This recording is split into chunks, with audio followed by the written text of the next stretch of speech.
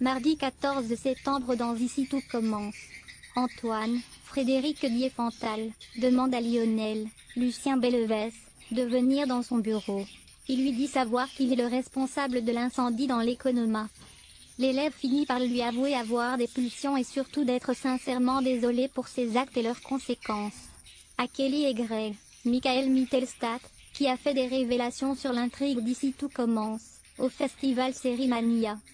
Lionel raconte la scène mais se dit rassuré d'avoir pu enfin reconnaître la vérité. Selon son ami, il lui faudrait prouver qu'il n'était pas dans son état normal lorsqu'il a mal agi. Lionel puis Greg accuse Elliot de l'avoir dénoncé.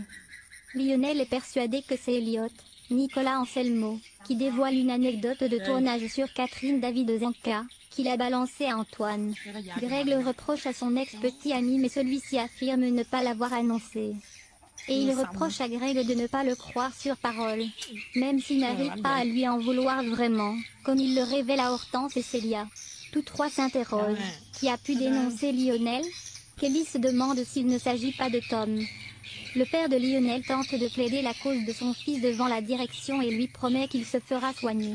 Quand Antoine tente de lui remettre son solde de tout compte, mais le vigile refuse le chèque. Le proviseur ne sait plus quelle décision prendre. Alors que Lionel pense être viré, Antoine lui annonce que s'il est prêt à se faire soigner, alors il pourrait décider éventuellement de le garder. Il accepte le marché. Charlène adresse un ultimatum à sa famille.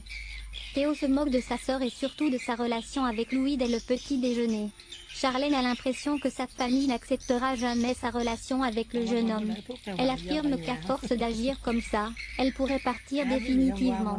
Elle exige d'eux qu'ils fassent un vrai grand geste qui prouve qu'ils l'acceptent, ou elle coupera les ponts avec eux. Tessier a peut-être une idée mais qui risque bien de foutre la merde, comme il l'annonce à son épouse. Il convoque son fils et Louis. Il affirme avoir pris une décision, le double sera dirigé alternativement par l'un puis l'autre. Alors que son père exige une réponse immédiatement, Théo lui répond uniquement qu'il a du travail.